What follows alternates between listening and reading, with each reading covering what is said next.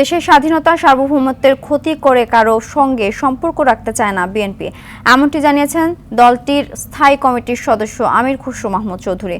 সকালে গুলশানের দলের চেয়ারপারসনের কার্যালয়ে রাশিয়ান রাষ্ট্রদূতের সঙ্গে বৈঠক শেষে কথা বলেন তিনি।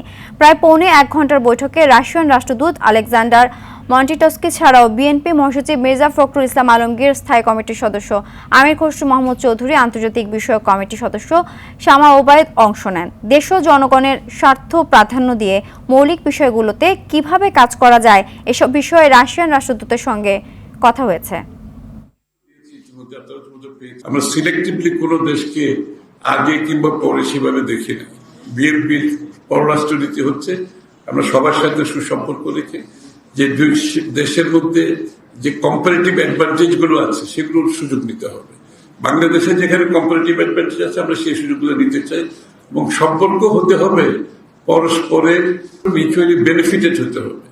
সেই বিষয়গুলো উঠে আসছে এবং সেক্ষেত্রে বাংলাদেশের যেখানে সম্ভাবনা আছে রাশিয়ার যদি সম্ভাবনা এখানে থাকে, বাংলাদেশের মানুষের স্বার্থ রক্ষা করে বাংলাদেশের স্বার্থ রক্ষা করে সম্পর্ক গড়ে উঠবে। বন্ধুত্ব হয় দুই দেশের মধ্যে মিউচুয়াল রেসপেক্ট এবং মিউচুয়াল ইন্টারেস্টের ভিত্তিতে।